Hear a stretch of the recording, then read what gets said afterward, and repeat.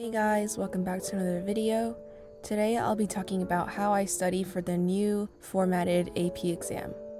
First, it's important to break each exam you're taking into topics, or units.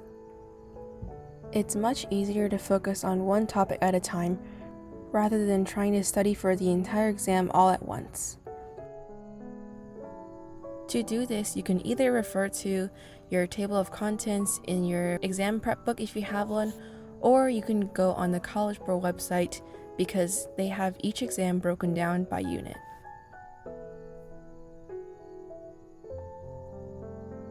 I have my exam topics on a Google Doc that I bookmarked on my computer. I've also written the date of each exam as well as some asterisks so I know which exams to focus on the most.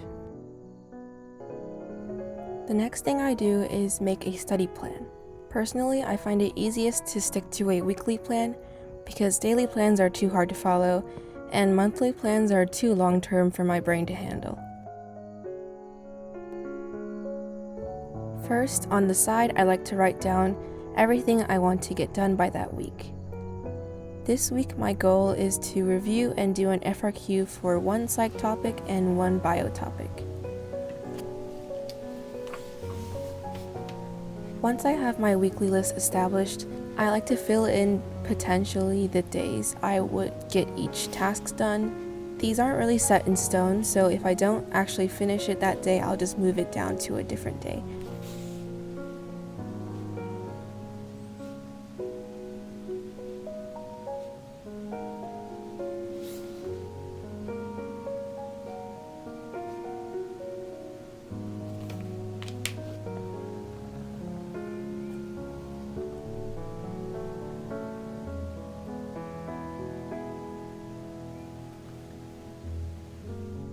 For each topic, I like to split my study session into 2 days. The first day I will spend reviewing content and doing Quizlets, and the second day I will do a practice FRQ or drill questions. Here I am annotating and reviewing content for psychology. The topic I'm working on is called sensation and perception, and I'm just highlighting key terms and key concepts, as well as annotating some elaborations that the prep book kind of skims over, or I'm just rewriting them in my notes. If you're reading through a prep book or textbook, make sure you're not just skimming through and highlighting terms without really reading the content. Make sure you're actually actively interacting with the content. So instead of just knowing something's function, know why it has that function and stuff like that. Another good way I like to actively review is to do Quizlets.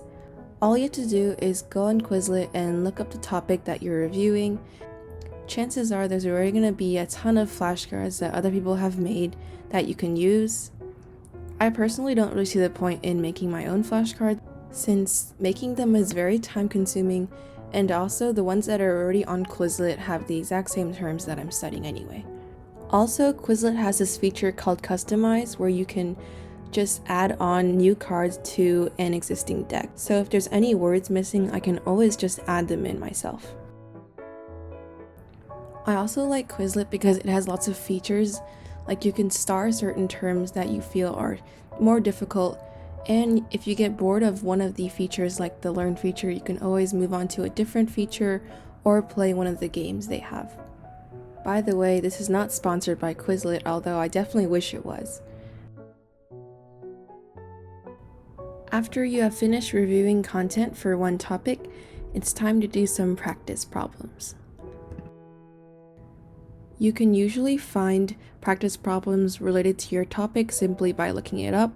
This day I decided to look up and do a practice FRQ for psychology for the topic I reviewed the day before, sensation and perception. I like to print out the practice problems and do them by hand. That way I'm not tempted by any distractions on my computer. But since the test is online based, you could also practice typing out your response if you feel that you won't be distracted by your computer. That way it'll feel more like the actual test will feel like. Here is a time lapse of me doing the practice FRQ.